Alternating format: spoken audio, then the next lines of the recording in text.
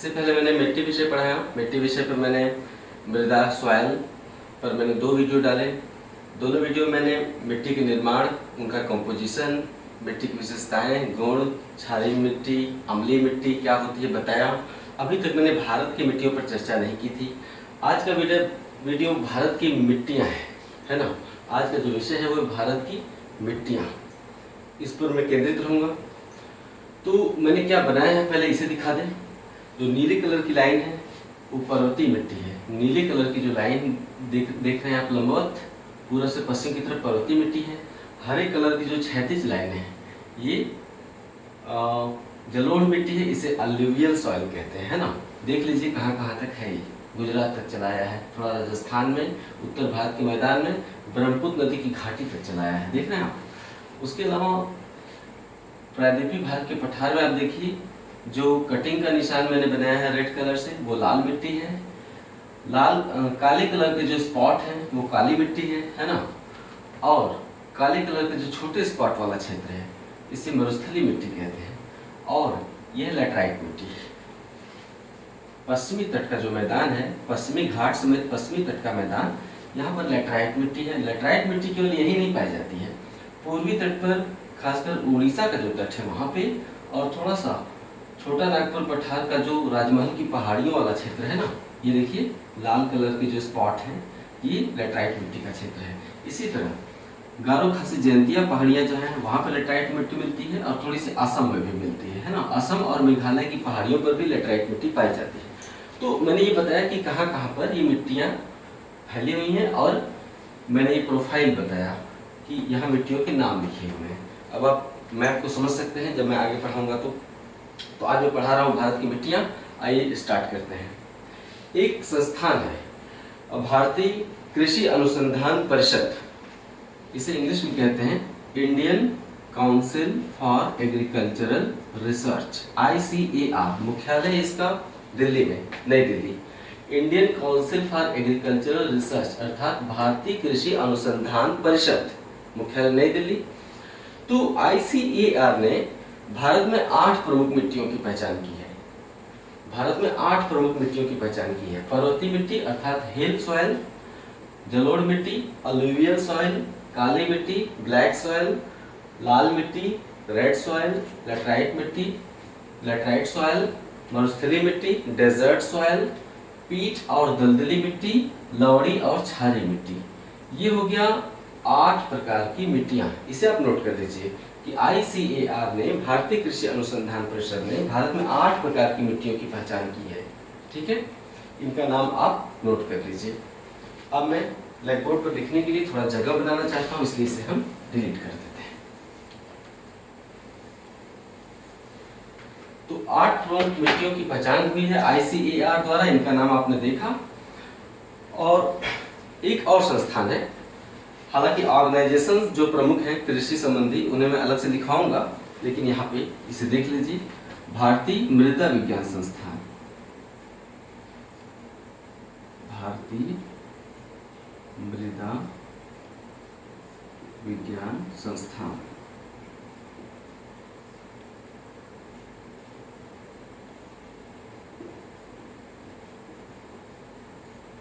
English में कहते हैं Indian institute of soil science, Indian institute of soil science. इसका कहाँ पे है ये? भोपाल में है ना। भारतीय मृदा विज्ञान संस्थान भोपाल में। आइए समझते हैं कि भारत में सबसे ज्यादा क्षेत्रफल पर कौन सी मिट्टी फैली हुई है, या कौन सी मिट्टियां ज्यादा क्षेत्रफल पर फैली हुई हैं। तो अगला पॉइंट लिखिए कि भारत में सबसे ज्यादा क्षेत्रफल पर पाई जाने वाली 4 मिट्टियां इस प्रकार हैं। सबसे ज्यादा क्षेत्रफल पर पाई जाने वाली 4 मिट्टियां, ये 4 मिट्टियां हैं। सबसे ज्यादा क्षेत्रफल पर जलोढ़ मिट्टी पाई जाती है ना, जलोढ़, जो हरे कलर का क्षेत्र आप देख रहे हैं ना, हरे कलर की क्षैतिज लाइन है, पूर्वी तट पर भी है। जो हरे कलर की लाइनें हैं ये पूर्वी तट, तमिलनाडु का जो कोरोमंडल तट है वहां पर भी पाया जाता है। तो सबसे ज्यादा क्षेत्रफल पर जलोढ़ पाया जाता है। इसके बाद लाल मिट्टी सबसे ज्यादा क्षेत्रफल पर पाई जाती है। इसके बाद काली मिट्टी सबसे ज्यादा क्षेत्रफल पर पाई जाती है, और इसके बाद लैटराइट मिट्टी, लैटेराइट मिट्टी पाई जाती है। जलोढ़ मिट्टी जो है 43% क्षेत्रफल पर पाई जाती है। लाल मिट्टी 18% क्षेत्रफल पर पाई जाती है। काली मिट्टी जो है आपका 5% क्षेत्रफल पर पाई जाती है। और लेटराइट मिट्टी 3.7% क्षेत्रफल पर पाई जाती है। ठीक है, ये है भारत में सबसे ज्यादा क्षेत्रफल पर पाई जाने वाली 4 मिट्टियों का क्रम। ठीक है, इन्हें आप याद कर लीजिए। मैं जो भी पढ़ा रहा हूँ वो बहुत ही महत्वपूर्ण है, किसी भी एग्जाम के लिए महत्वपूर्ण है। अक्सर लोग मुझसे पूछते हैं कि क्या ये आईएएस एग्जाम के लिए महत्वपूर्ण है। आईएएस एग्जाम के लिए तो ये सबसे महत्वपूर्ण है, क्योंकि मैं जिस तरह से पढ़ाता हूँ, समझाकर पढ़ाता हूँ, आईएएस एग्जाम के लिए इससे बेहतर और क्या हो सकता है। निश्चित रूप से कुछ लोग अभी बाहर अच्छे शहरों में नहीं निकले हैं, निश्चित रूप से उन्हें पूछने की आवश्यकता महसूस होती होगी कि जो मैं पढ़ा रहा हूँ आईएएस एग्जाम के लिए पर्याप्त है या नहीं। प्रारंभिक परीक्षा के लिए पर्याप्त से भी ज़्यादा है आईएएस एग्जाम के लिए। ठीक है, तो 4 मिट्टियों का क्रम मैंने बताया जो ज्यादा क्षेत्रफल पर पाई जाती है। एक महत्वपूर्ण तथ्य यहाँ पे ये लिख लीजिए, इन 8 मिट्टियों की विशेषताएं मैं बताऊंगा, खास फैक्ट यहाँ पे लिख लीजिए। एक प्रमुख तथ्य ये है कि भारत की सभी मिट्टियों में, ध्यान रखिएगा, अक्सर पूछा जाता है सवाल कि फला मिट्टी में कौन सी चीज की कमी पाई जाती है ना, कौन से पोषक तत्व या तत्व की कमी पाई जाती है। तो इसे आप रट लेंगे एक बार ध्यान से समझ के, तो ये सवाल कैसे भी घुमा फिरा कर पूछा जाएगा, आपसे गलती नहीं होगी। भारतीय मिट्टियों में या भारत की सभी मिट्टियों में 3 चीजों की कमी पाई जाती है। एक जीवाश्म,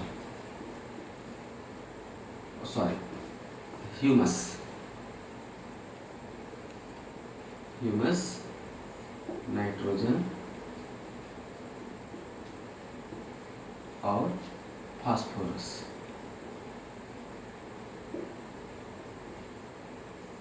भारत की सभी मिट्टियों में, ध्यान रखिएगा, लगभग सभी मिट्टियों में इन 3 तत्वों की कमी पाई जाती है, ह्यूमस की, नाइट्रोजन की और फास्फोरस की, है ना।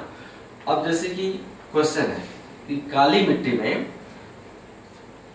किस तत्व की कमी पाई जाती है। अगर किसी ऑप्शन में फास्फोरस है, नाइट्रोजन है या ह्यूमस है, तो उस पर आप टिक कर दीजिएगा कि इसकी कमी पाई जाती है। ठीक है, या फिर कथन दे देता है। अब कथन है कि काली मिट्टी में कपास का उत्पादन बढ़िया होता है। ठीक है, कारण काली मिट्टी में ह्यूमस प्रचुर मात्रा में पाया जाता है। गलत, मैंने बोला कि भारत की सभी मिट्टियों में इन तीनों चीजों की कमी पाई जाती है। ठीक है, ओके। ह्यूमस क्या होता है? मिट्टी में वनस्पतियों और जीवों के सड़े गले भाग को ह्यूमस कहते हैं। मिट्टी में वनस्पतियों और जीवों के जो अंश होते हैं वो जब सड़ गल जाते हैं तो उसे हम क्या कहते हैं? ह्यूमस। वो एक पोषक पदार्थ होते हैं एक तरह से। जब नई वनस्पतियां उगती हैं तो उनको पोषण प्रदान करता है वो जो ह्यूमस होता है ना। ह्यूमस बनता कैसे है? वनस्पतियों और जीवों के जो भाग जमीन में गिर जाते हैं उनको जीवाणु और कवक सड़ाते गलाते हैं। ठीक है, खनिज और जैविक पदार्थों को अलग अलग कर देते हैं। तो जो जैविक पदार्थ होता है उसे ह्यूमस कहते हैं। उससे 3-4 नामों से जानते हैं, ह्यूमस, जैविक पदार्थ, कार्बनिक पदार्थ, जीवांश, इन नामों से ह्यूमस को जानते हैं।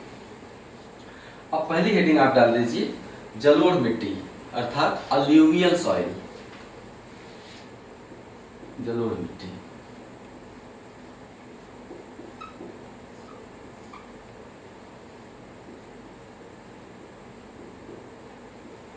Alluvial soil. इसे कॉप मिट्टी या कछारी मिट्टी भी कहते हैं। कॉप मिट्टी या कछारी मिट्टी भी कहते हैं, पहला पॉइंट। दूसरा पॉइंट, जलोढ़ मिट्टी या अलूवियल सॉइल भारत में सर्वाधिक 43% क्षेत्रफल पर विस्तृत है। सर्वाधिक 43% क्षेत्रफल पर विस्तृत है। नेक्स्ट पॉइंट, जलोढ़ मिट्टी मुख्य रूप से भारत में 2 क्षेत्रों में पाई जाती है। पहला उत्तर भारत के मैदान में, दूसरा तटीय क्षेत्रों में। जो पूर्वी पश्चिमी तट होता है ना, पहला उत्तर भारत के मैदान में, दूसरा तटीय क्षेत्रों में। पहले के अंतर्गत देखिए, उत्तर भारत के मैदान में जलोढ़ मिट्टी सतलज के मैदान से लेकर पूर्व में ब्रह्मपुत्र के मैदान तक मिलती है। सतलज के मैदान से लेकर, सतलज नदी यहाँ बहती है ना, यहाँ से निकलती है और यहाँ पे बहती है ना, फिर पाकिस्तान में चली जाती है। तो सतलज के मैदान से लेकर ब्रह्मपुत्र के मैदान तक असम में जो ब्रह्मपुत्र नदी की घाटी है ना, मैदानी क्षेत्र है, वो पहाड़ी क्षेत्र नहीं है। असम असम पूरी तरह से मैदानी क्षेत्र है, जबकि उत्तर में हिमालय है और दक्षिण में शिलांग पठार है। तो जो असम वाला बीचों बीच इलाका है ब्रह्मपुत्र नदी का मैदान है। तो सतलज के मैदान से लेकर ब्रह्मपुत्र के मैदान तक जलोढ़ मिट्टी उत्तर भारत के मैदान में पाई जाती है। दूसरे में लिखिए, तटीय मैदान के अंतर्गत जलोढ़ मिट्टी महानदी, गोदावरी, कृष्णा, कावेरी नदियों के डेल्टा क्षेत्रों में, इनका जो डेल्टा क्षेत्र है ना मुहाना, महानदी, गोदावरी, कृष्णा, कावेरी नदियों के डेल्टा क्षेत्रों में और पश्चिमी तटीय मैदान के अंतर्गत केरला और गुजरात में पाई जाती है। पश्चिमी तटीय मैदान के अंतर्गत केरला में बहुत सीमित मात्रा में पाई जाती है, इसलिए मैंने केरला में इसे दर्शाया नहीं है लाइन खींच के, लेकिन थोड़ी बहुत मात्रा में, थोड़ी बहुत क्षेत्रफल पर केरला में भी पाई जाती है, केरला में और गुजरात में पाई जाती है। ये लिख लिया। नेक्स्ट पॉइंट, जलोढ़ मिट्टी नदियों द्वारा पहाड़ों को काटकर लाई गई है और मैदानी क्षेत्रों में बिछा दी गई है। ठीक है, उत्तर में हिमालय पर्वत है और दक्षिण में प्रायद्वीपीय भारत का पठार है।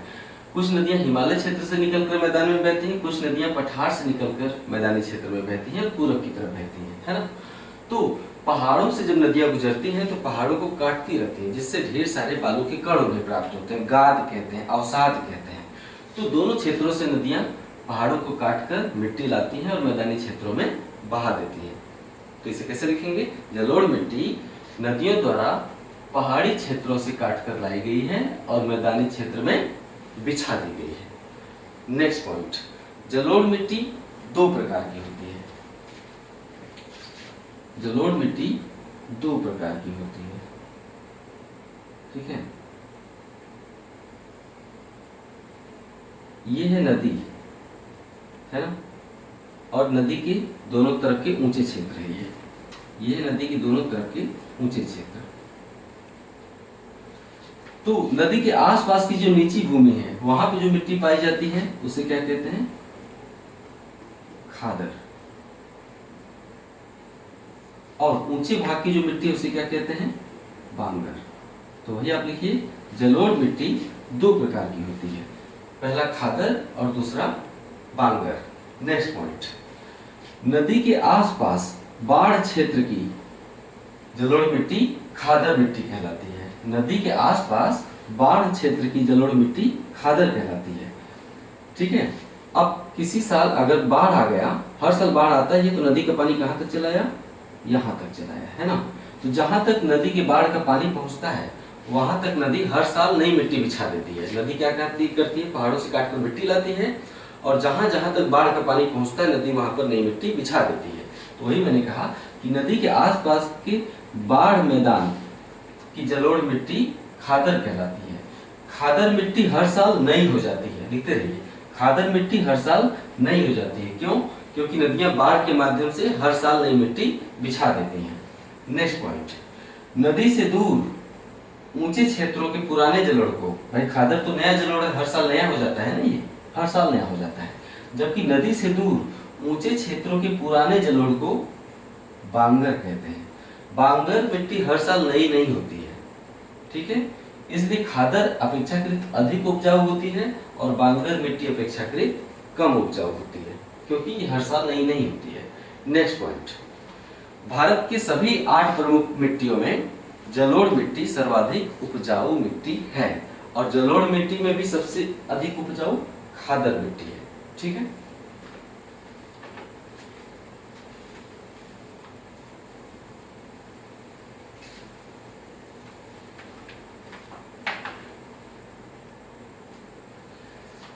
जो बांगर क्षेत्र होता है, बांगर मतलब नदी से दूर का इलाका, है ना।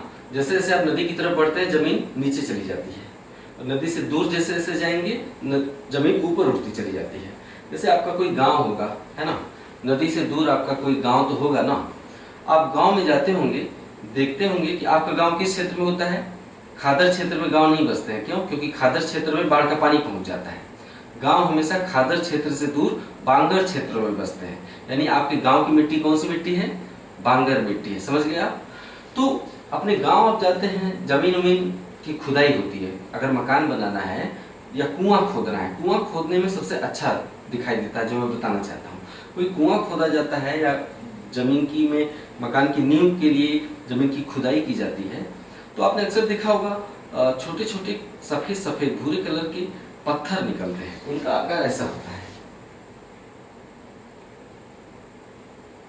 ठीक है, ऐसा होता है, ऐसा टेढ़े मेढ़े होते हैं, व्हाइट कलर के होते हैं, बहुत ही ठोस और भारी होते हैं। छोटा सा भी अगर होगा हाथ में उठाएंगे ना तो भारी लगता है, बहुत ही कठोर होता है। तो कंकड़ कहते हैं उसे, है ना। तो बांगर क्षेत्रों में मिलता है। तो अगला पॉइंट लिखिए कि बांगर क्षेत्र की मिट्टी में खुदाई करने पर कैल्शियम कार्बोनेट की ग्रंथियां मिलती है। ये किसका बना होता है? कैल्शियम कार्बोनेट का बना होता है, यानी चूना पदार्थ का बना होता है। तो बांगर क्षेत्र को खुदाई करने पर कैल्शियम कार्बोनेट की ग्रंथियां पाई जाती हैं। ये ग्रंथि कहाँ से लाई गई है? हिमालय क्षेत्र को काटकर नदियों द्वारा लाई गई है और नई मिट्टी द्वारा ढक दी गई है। भाई इस पूरे क्षेत्र में बहुत ज्यादा नदियां बहती रही अतीत काल में। अब चूंकि ये क्षेत्र भर गया है मिट्टियों द्वारा, तो नदियों ने एक सीमित इलाका अपना बना लिया है। लेकिन ये इलाका जब मिट्टी से भरा नहीं था, नीचा था, अतीत काल में मैदान इतना ऊपर नहीं था जिस पर हम खड़े हैं, मैदान और नीचे रहा होगा। निश्चित रूप से नदियों ने ही लाकर इस मैदान को ऊंचा कर दिया। तो जब हम खुदाई करते हैं तो चट्टान मिलते हैं। वो चट्टान कहाँ से भाग कर लाए गए हैं? हिमालय क्षेत्र से, है ना। तो बांगर क्षेत्र में खुदाई करने पर कैल्शियम कार्बोनेट की ग्रंथियां मिलती हैं, जिन्हें हम स्थानीय भाषा में कंकड़ कहते हैं। ठीक है,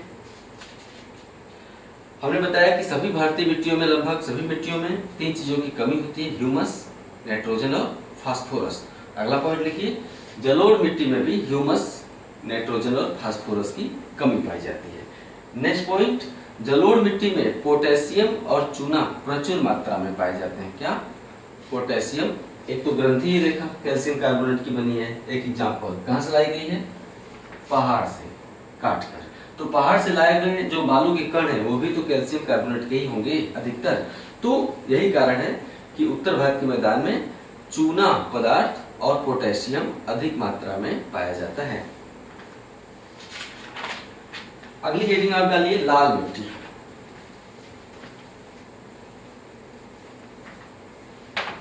रेड सॉइल, लाल मिट्टी या रेड सॉइल। भारत का दूसरा सबसे बड़ा मृदा वर्ग, भारत का दूसरा सबसे बड़ा मृदा वर्ग, जो कि लगभग 18% क्षेत्रफल में पाया जाता है। लाल मिट्टी भारत का दूसरा सबसे बड़ा मृदा वर्ग है, जो कि 18% क्षेत्रफल पर विस्तृत है। अगला पॉइंट लिखिए,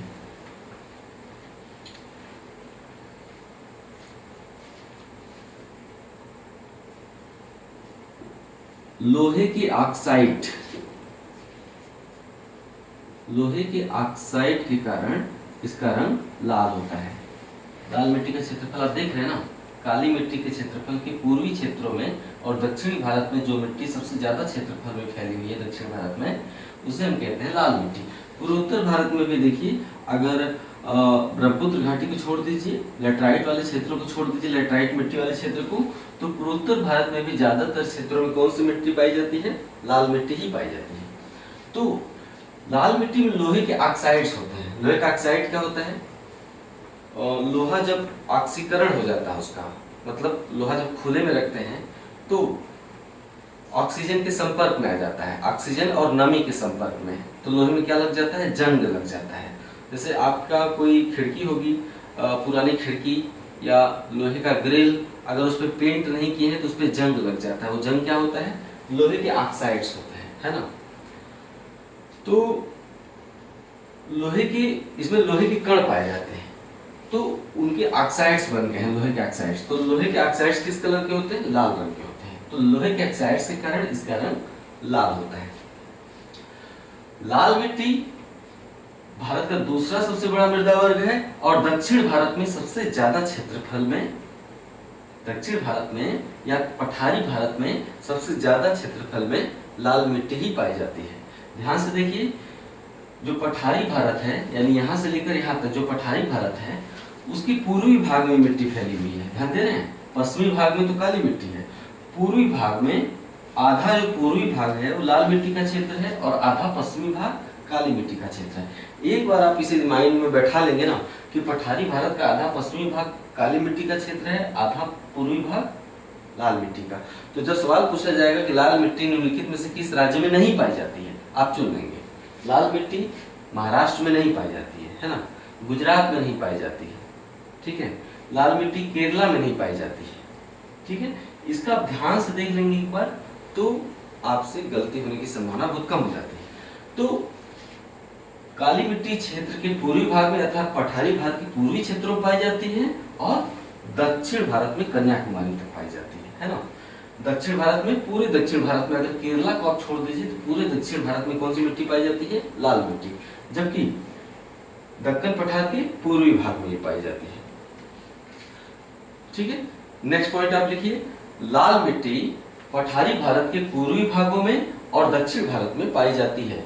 नेक्स्ट पॉइंट, इसका विस्तार मुख्य रूप से तमिलनाडु है ना, यहाँ पे कौन सा राज्य है? तमिलनाडु है। तमिलनाडु के उत्तर में कौन सा राज्य है? पहले आंध्र प्रदेश था, अब तेलंगाना भी तो बन गया है। तमिलनाडु, तेलंगाना, तेलंगाना के पूर्व में कौन सा राज्य है? आंध्र प्रदेश। आंध्र प्रदेश के उत्तर में छत्तीसगढ़, छत्तीसगढ़ के पूर्व में उड़ीसा, छत्तीसगढ़ के पश्चिम में पूर्वी मध्य प्रदेश। मध्य प्रदेश यहाँ से लेकर यहाँ तक फैला हुआ है ना। तो जो पूर्वी मध्य प्रदेश है वहां भी लाल मिट्टी पाई जाती है। और ये वाला जो सिरा है, यहाँ कौन सा राज्य है? बिहार के दक्षिण में कौन सा राज्य है? झारखंड, है ना। तो लाल मिट्टी का विस्तार मुख्य रूप से तमिलनाडु, तेलंगाना, आंध्र, छत्तीसगढ़, उड़ीसा, पूर्वी मध्य प्रदेश और झारखंड में है इसका विस्तार, ठीक है। नेक्स्ट पॉइंट, लेकिन लाल मिट्टी का सर्वाधिक क्षेत्रफल तमिलनाडु में पाया जाता है। तमिलनाडु राज्य यहाँ से आया है और यहाँ तक है ना। तो ये जो तमिलनाडु राज्य है इसमें लाल मिट्टी का सर्वाधिक क्षेत्रफल आता है। ओके, लाल मिट्टी में भी ह्यूमस, नाइट्रोजन और फास्फोरस की कमी पाई जाती है ना। ये तो अब आपको अच्छे से याद हो जाएगा। जब भी पूछा जाएगा कि किस चीज की कमी पाई जाती है तो आप बहुत अच्छे से सिलेक्ट कर लेंगे, टिक कर लेंगे कि इस चीज की कमी पाई जाती है। तो लाल मिट्टी में भी ह्यूमस, नाइट्रोजन और फास्फोरस की कमी पाई जाती है। लाल मिट्टी प्रायद्वीपीय भारत के या पठारी भारत के कम वर्षा वाले क्षेत्रों की मिट्टी है ना। देखिए, अरब सागर शाखा ज्यादातर वर्षा कहाँ कर देती है? पश्चिमी घाट के पश्चिमी ढाल पर, है ना। बंगाल की खाड़ी शाखा गुजर जाती है, सीधे टकराती है गारो खासी जयंतिया पहाड़ियों से, इसके बाद प्रवेश कर जाती है पश्चिमी उत्तर भारत के मैदान में चली जाती है बंगाल की खाड़ी शाखा। चक्रवात जो बंगाल की खाड़ी में उठते हैं वो भी उड़ीसा तट, आंध्र तट और तमिलनाडु तट से टकराकर ज्यादातर वर्षा कर देते हैं। पूर्वी घाट से टकराकर पूर्वी तटीय मैदान पर ही चक्रवात ज्यादा वर्षा करते हैं। अब लाल मिट्टी का क्षेत्र देखिए, यहाँ पर वर्षा होती है लेकिन बहुत ही कम होती है। अब यहाँ पे जो गैप है, हमने बताया था ना कि पूर्वी घाट क्या है? छिन्न भिन्न है, एक क्रमबद्ध श्रृंखला के रूप में विस्तृत नहीं है पूर्वी घाट, जगह जगह कटा फटा है। इसके चलते चक्रवात की कुछ वर्षा, चक्रवात द्वारा कुछ वर्षा अंदरूनी क्षेत्रों में भी प्राप्त हो जाती है।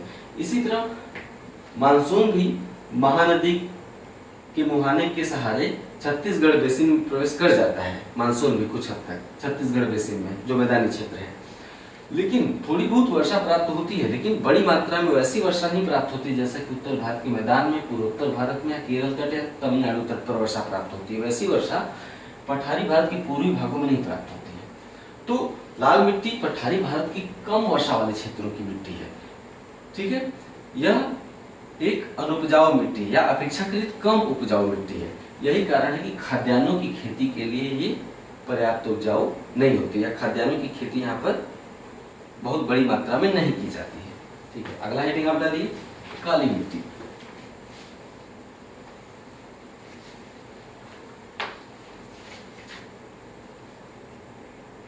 तीसरा है ब्लैक सॉइल।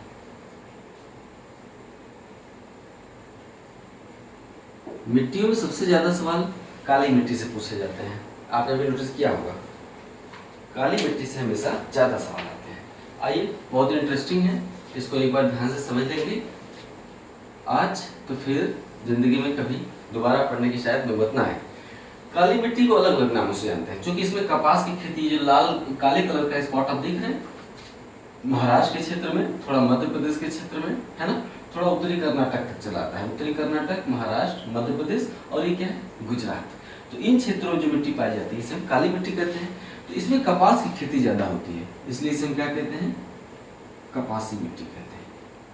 निम्नलिखित में से किस मिट्टी को कपासी मिट्टी कहा जाता है, काली मिट्टी को, है ना, तो इसे कपासी मिट्टी कहते हैं। इसके अलावा निम्नलिखित में से कौन सी मिट्टी रेगुर मिट्टी कहलाती है, काली मिट्टी, कपासी मिट्टी कहते हैं, रेगुर मिट्टी कहते हैं, ठीक है। इसके अलावा इसे हम लावा मिट्टी भी कहते हैं, लावा मिट्टी कहते हैं, ठीक है। यह मिट्टी देख रहे हैं उत्तर प्रदेश तक चली आई। उत्तर प्रदेश का जो झांसी वाला जिला है ना, ललितपुर और झांसी, है ना, मध्य प्रदेश में नीचे तक घुसा हुआ है, वो वाला जो क्षेत्र है ललितपुर और झांसी वाला जो इलाका है उत्तर प्रदेश का, भाई ललितपुर और झांसी उत्तर प्रदेश के ही तो जिले है ना। तो आप ध्यान से देखेंगे मैप में तो नीचे तक लटक के चला है दक्षिण में, जो झांसी वाला और ललितपुर वाला क्षेत्र है, तो वहां तक ये मिट्टी पाई जाती है। तो उत्तर प्रदेश में इसे करेल मिट्टी कहते हैं, क्या, या बुंदेलखंड के क्षेत्रों में, ये क्षेत्र बुंदेलखंड के मध्य चलाता है, तो बुंदेलखंड के क्षेत्र में इसे करेल मिट्टी कहते हैं। अभी तक चार नाम जाने, कपासी, रेगुर मिट्टी, लावा मिट्टी, करेल मिट्टी कहाँ कहते हैं, उत्तर प्रदेश में कहते हैं। एक नाम और है अंतरराष्ट्रीय स्तर पर, अंतरराष्ट्रीय स्तर पर नेक्स्ट पॉइंट आप लिखेंगे, अंतरराष्ट्रीय स्तर पर मिट्टियों का जो विभाजन किया गया है उसमें काली मिट्टी को चेरनोजम कहा जाता है, चेरनोजम। अंतरराष्ट्रीय स्तर पर मिट्टी का जो विभाजन किया गया है, वर्गीकरण किया गया है, उसमें काली मिट्टी को चेरनोजम नाम दिया गया है ना। चेरनोजम मिट्टी जब विश्व भूगोल हम पढ़ा रहे थे तो उसमें काला सागर हम पढ़ाए थे। काला सागर के उत्तर में कौन सा देश है, जस्ट काला सागर के ऊपर यूक्रेन है ना। तो चेरनोजम मिट्टी मुख्य रूप से काला सागर के उत्तर में यूक्रेन में और ग्रेट लेक्स के पश्चिम में, ग्रेट लेक्स कहाँ है, यूएसए और कनाडा में। तो ये मिट्टी चेरनोजम जो मिट्टी है ये काला सागर के उत्तर में यूक्रेन में और ग्रेट लेक्स के पश्चिम में यूएसए अर्थात अमेरिका, संयुक्त राज्य अमेरिका में पाई जाती है चेरनोजम। ये सवाल पूछा गया है कि निम्नलिखित में से कौन सी मृदा अंतरराष्ट्रीय चेरनोजम मृदा के रूप में जानी जाती है। तो आपका विकल्प कौन सा विकल्प चुनेंगे, काली मिट्टी वाला विकल्प, ठीक है।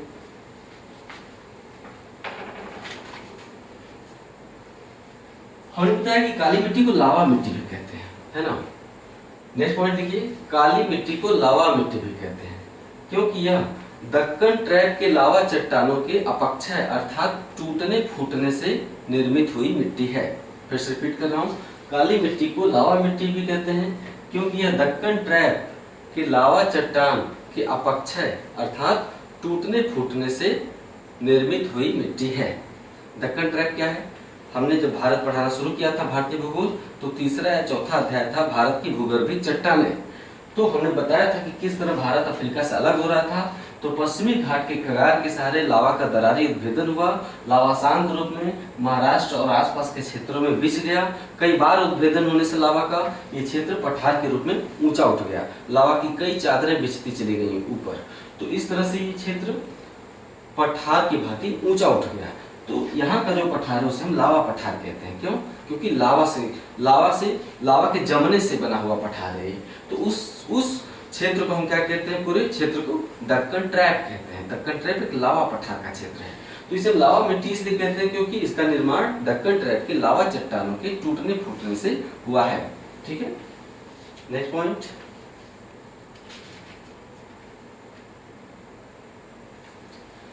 दक्कन ट्रैप या दक्कन पठार के अलावा काली मिट्टी मालवा पठार की भी विशेषता है।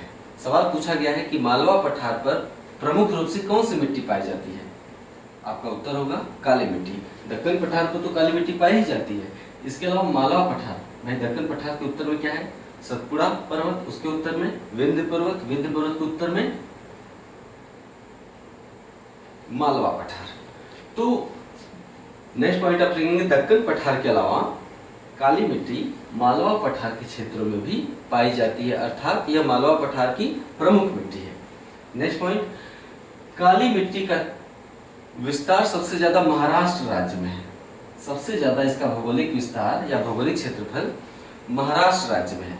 लेकिन काली मिट्टी का विस्तार उत्तरी कर्नाटक, महाराष्ट्र, पश्चिमी मध्य प्रदेश, दक्षिण पूर्वी राजस्थान, भाई दक्षिण और पूर्व राजस्थान का जो दक्षिण और पूर्वी क्षेत्र है यहाँ पे, तो दक्षिण पूर्वी राजस्थान और गुजरात। फिर से रिपीट कर रहा हूँ, काली मिट्टी का विस्तार उत्तरी कर्नाटक, महाराष्ट्र, पश्चिमी मध्य प्रदेश, दक्षिण पूर्वी राजस्थान और गुजरात राज्य तक है। ठीक है, नेक्स्ट पॉइंट, काली मिट्टी की प्रमुख विशेषता है कि इसमें जल धारण करने की सर्वाधिक क्षमता होती है।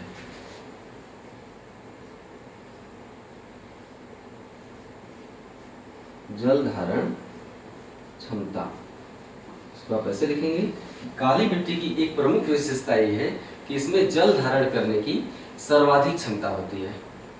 मतलब थोड़ी भी अगर बरसात हो जाती है, ठीक है, तो ये मिट्टी जल को इस तरह से सोख लेती है। अगर थोड़ी भी बरसात हो जाती है तो काली मिट्टी जल को इतने बढ़िया से सोख लेती है कि भाप बनकर वो उड़ नहीं पाता है, यानी पूरी तरह मिट्टी में समा जाता है।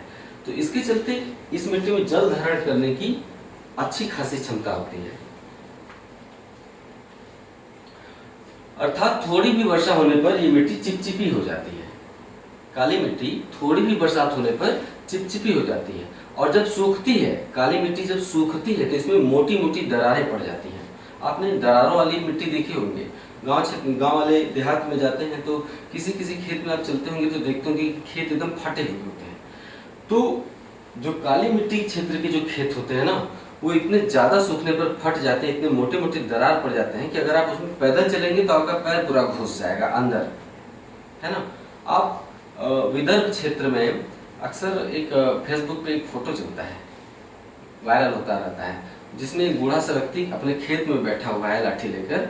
तो सूखाग्रस्त क्षेत्र होता है ज्यादातर, विदर्भ, महाराष्ट्र का जो विदर्भ क्षेत्र है वरिष्ठ छाया प्रदेश के अंतर्गत चलाता है, तो वर्षा कम होती है। तो एक फोटो वायरल होता है जिसमें दिखा था कि एक बूढ़ा व्यक्ति अपने खेत में बैठा हुआ है, खेत एकदम फटा हुआ है, खेत में मोटी मोटी दरारें दिखाई देती है ना। तो वैसी ही दरारें काली मिट्टी के क्षेत्र में पड़ जाती है। तो इसी गुण के कारण, क्योंकि सूखने पर इसमें मोटी मोटी दरारें पड़ जाती हैं, इसी गुण के कारण काली मिट्टी को स्वतः जुताई वाली मिट्टी कहा जाता है, यानी अपने आप इसकी जुताई हो जाती है। भाई खेत को क्यों जोतते हैं, खेत को जोता क्यों जाता है? आपने देखा होगा कि बरसात जब होने वाली होती है उसके पहले ही किसान खेतों में हल जोतने लगते हैं। बरसात होने से ठीक पहले किसानों को सुझाव दिया जाता है कि अपना खेत आप जोत दीजिए। क्यों? क्योंकि खेत जोत देंगे तो मिट्टी भुरभुरी हो जाएगी और बरसात के पानी को खेत अच्छी तरह से सोख सकेगा, है ना। उसके बाद उसमें बीज छीटा जाता है ताकि पहले से खेत पानी को सोख ले, इसलिए उसकी जुताई कर दी जाती है। तो काली मिट्टी में इतनी मोटी मोटी दरारें पड़ जाती हैं कि इसे जोतने की जरूरत नहीं पड़ती, फट जाता है एकदम। तो बरसात थोड़ा भी होता है तो अंदर तक पानी बिल्कुल चला जाता है, इसलिए इसे स्वतः जुताई वाली मिट्टी कहते हैं, काली मिट्टी को।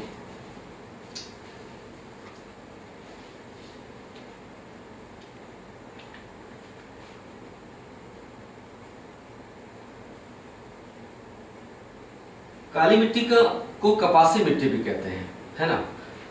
कपासी मिट्टी का सबसे ज्यादा क्षेत्रफल किस राज्य में है? महाराष्ट्र राज्य में है। लेकिन कंफ्यूज मत होइएगा, कपास का सबसे ज्यादा उत्पादन वर्तमान में किस राज्य में होता है? गुजरात में होता है। आपसे सवाल पूछा जाएगा कि निम्नलिखित में से किस राज्य में कपास का सबसे ज्यादा उत्पादन होता है? गुजरात में। जबकि कपासी मिट्टी का सबसे ज्यादा क्षेत्रफल महाराष्ट्र राज्य में। जो काली मिट्टी होती है शुष्क खेती के लिए,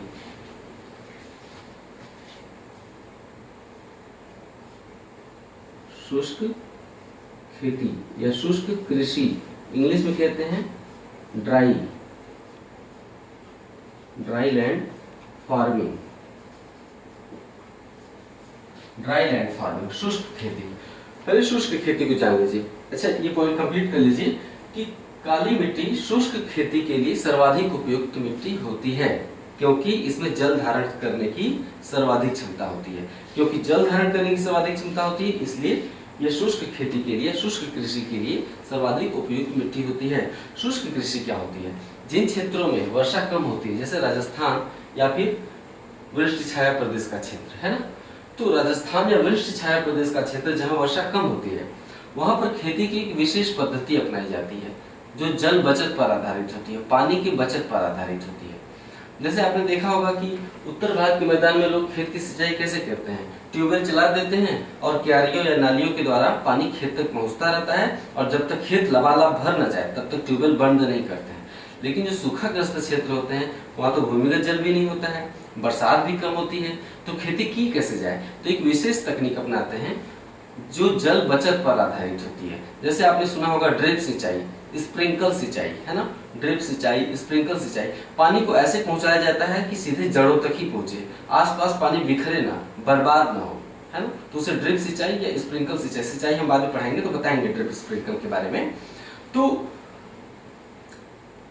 ऐसी खेती जो जल बचत पर आधारित हो और पानी सीधे पौधों को ही मिले, या फिर अन्य भी तरीके अपनाए जाते हैं। जैसे पूरे क्षेत्र को इस तरह से नालियों में बांट दिया जाता है, या पूरे क्षेत्र में इस तरह से नालियां क्यारियां बनाई जाती हैं कि पानी सीधे खेतों तक ही पहुंचे और पानी बर्बाद न हो। तो पानी की बर्बादी से बचा जाता है ऐसे क्षेत्रों में। तो इसे ही हम शुष्क कृषि कहते हैं या सूखाग्रस्त क्षेत्रों की कृषि। तो काली मिट्टी शुष्क कृषि के लिए सर्वाधिक उपयुक्त होती है क्योंकि इसमें नमी धारण करने की सर्वाधिक क्षमता होती है। तो ये हो गया लाल मिट्टी, जलोढ़ मिट्टी यानी अलुवियल मिट्टी, लाल मिट्टी और काली मिट्टी। 3 मिट्टियों के बारे में पढ़ा। शेष मिट्टियों के बारे में अगले अध्याय में, अगले वीडियो में आप पढ़ लेंगे। तो आप नोट्स बना रहे हैं कि नहीं, कमेंट में बताइएगा कि नोट्स बनाने में अगर कोई समस्या आ रही है तो हमसे आप साझा करिए। कमेंट में आप अपनी सारी समस्याएं बता करिए। हम बताए हैं कि हम सबको रिप्लाई नहीं कर पाते हैं, करेंगे। ये मेरे लिए कोई खुशी की बात नहीं कि मैं रिप्लाई नहीं कर पाता हूँ। मैं प्रयास करूंगा कि शीघ्र ही मुझे समय मिलेगा, मैं प्रयास करूंगा कि ज़्यादा नहीं तो कुछ लोगों को मैं कमेंट में रिप्लाई कर दिया करूँ उनकी आवश्यक सवालों का। तो आप बताइएगा कि आपको नोट्स बनाने में कोई दिक्कत तो नहीं आ रही है। और मैं आपसे यहाँ पे ये कहना चाहूँगा कि मेरे वीडियोस को मैं पहले भी बता चुका हूँ, बहुत सारे लोग बाद में भी जुड़ चुके हैं, बहुत सारे लोग उस वक्त नहीं जुड़े थे जब मैंने अपील की थी आपसे। आज मैं फिर आपसे अपील करता हूँ नए लोगों से जो मेरे वीडियोस जुड़े हैं कि मेरे वीडियोस के लिंक और चैनल के लिंक, जो लिंक होते हैं ऊपर शो होते हैं ना, ऊपर कोड भाषा में लिखे गए रहते हैं लिंक। तो मेरे वीडियोस के लिंक आप अलग अलग ग्रुप्स पे या फिर फेसबुक पेज पे या फिर फेसबुक प्रोफाइल पे लिंक को शेयर किया करिए। इससे बाकी ज़रूरतमंद लोगों को पता भी चलेगा कि चैनल पर ये भी पढ़ाया जा रहा है और इस तरह से क्रमबद्ध रूप में पढ़ाया जा रहा है। तो ज़रूरतमंद छात्र छात्राओं को पता चलेगा तो ये मेरे चैनल को सब्सक्राइब करेंगे। आप खुद भी मोटिवेट कर सकते हैं लोगों को कह के कि आलोक जी का चैनल है, इससे अगर आप सब्सक्राइब कर देंगे तो निश्चित रूप से भूगोल में कोचिंग की जरूरत नहीं रह जाएगी। ये कहना चाहता था। पढ़ते रहिए। नमस्कार।